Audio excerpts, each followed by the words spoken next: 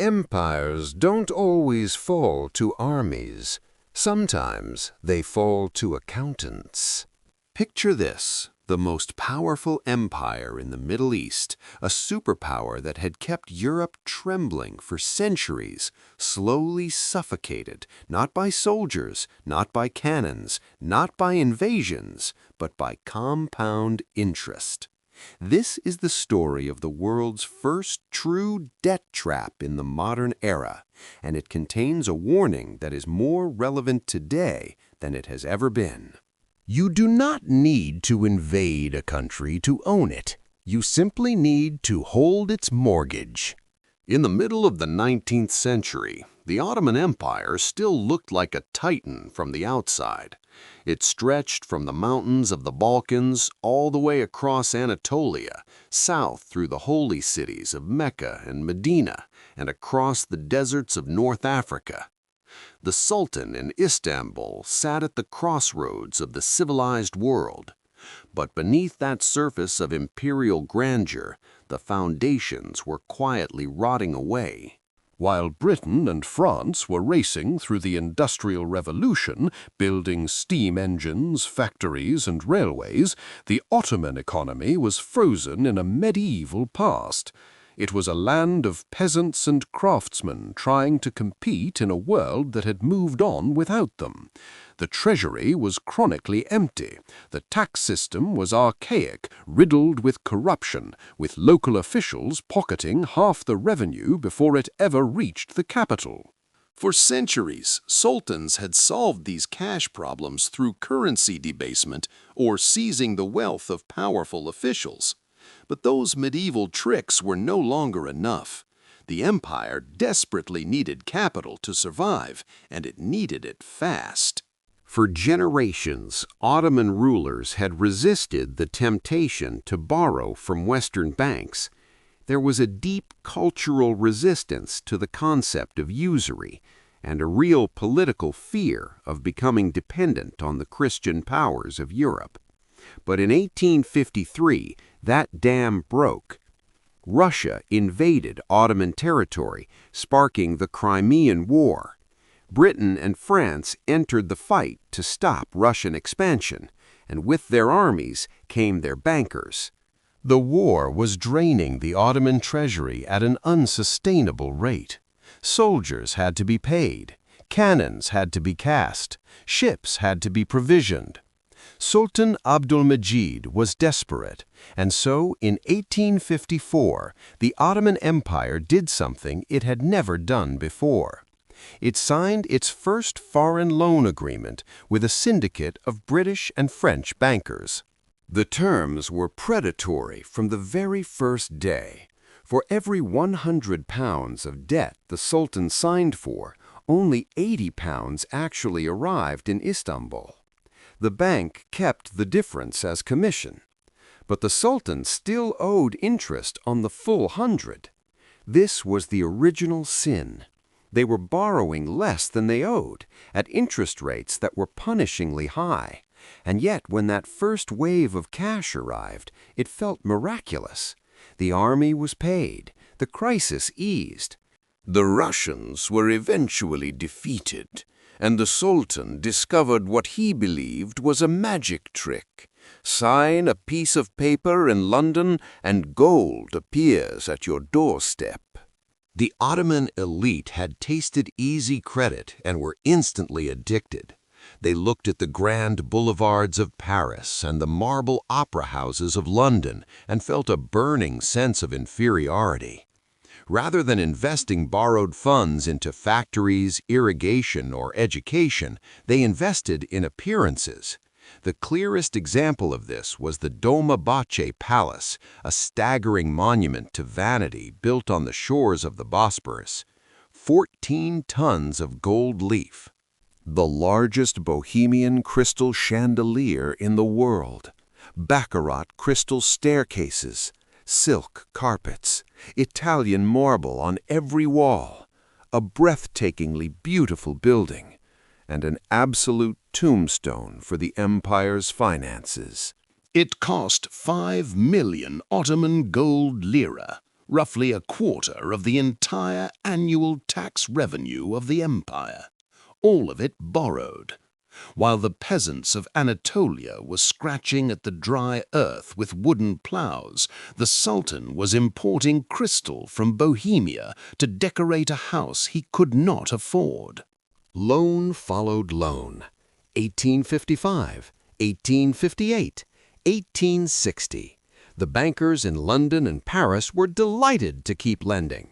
They were making fortunes on commissions and interest rates, and they assumed that the geopolitical importance of the empire meant it would never truly be allowed to collapse.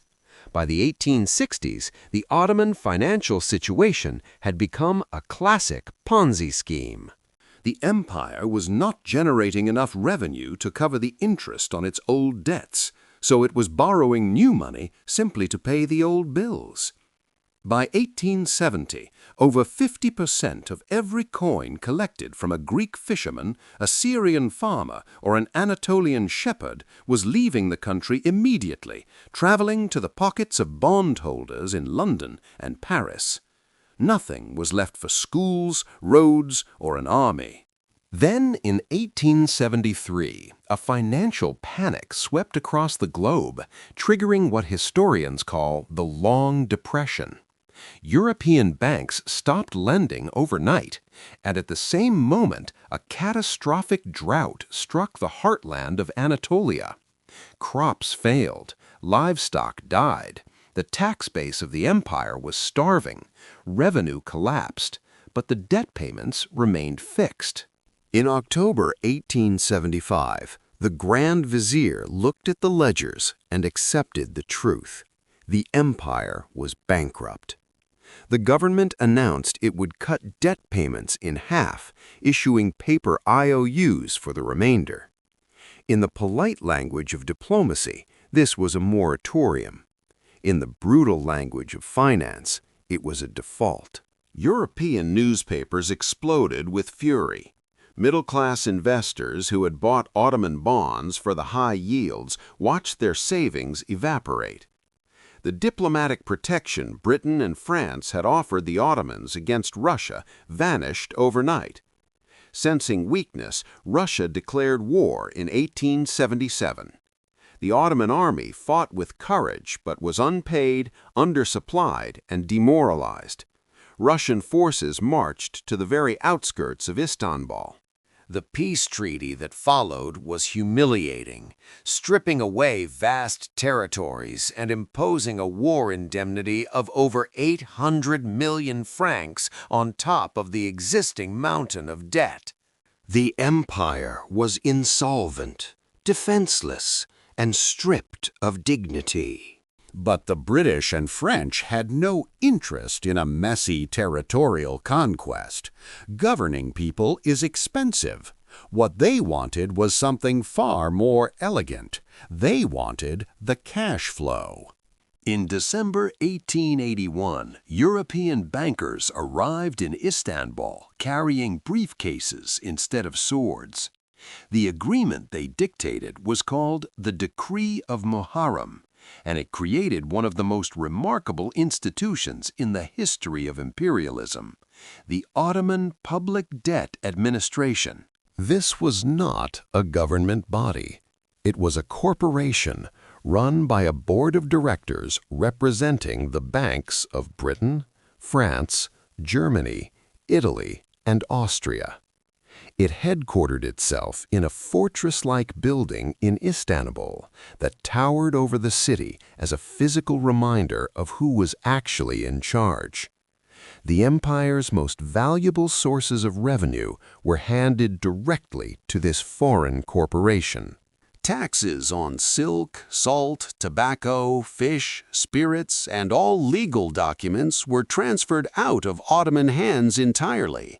The OPDA built its own bureaucracy of over 5,000 armed tax collectors who answered not to the Sultan but to European bankers. They spread across the empire from Macedonia to Syria, extracting wealth from the people of a nation that no longer fully controlled its own finances. Between 1881 and 1914, the OPDA collected roughly one-third of all Ottoman tax revenue and sent it abroad to service the debt. 1 in every 3 coins generated by the economy left the country before the government could spend it.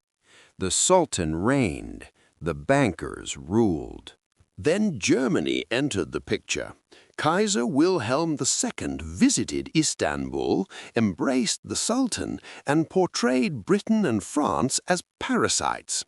Germany offered friendship and investment, specifically the Berlin to Baghdad Railway, a steel artery that would connect Europe to the oil fields of the Middle East. The Ottomans accepted, but the terms were just as predatory. German companies received guaranteed profits per mile of track, regardless of passenger numbers, and full mineral rights over a 20-kilometer corridor on either side of every rail line. The Sultan had simply traded one set of chains for another. By 1914, the Ottoman leadership understood the trap they were in. When World War I broke out, they made their gamble. They joined Germany, hoping that a German victory would let them cancel the debts to Britain and France, abolish the OPDA, and reclaim their sovereignty. On the day they declared war, they marched to the OPDA building and expelled the European directors. For one brief moment, they felt free. The gamble failed. The empire was destroyed. And yet, even after the empire was gone, the debt survived.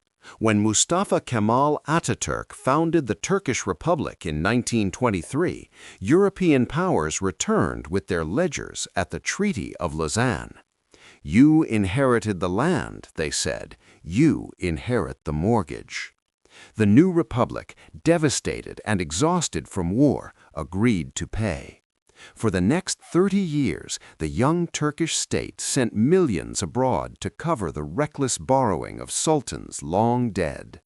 The final payment on the Ottoman debt was made on May 25, 1954.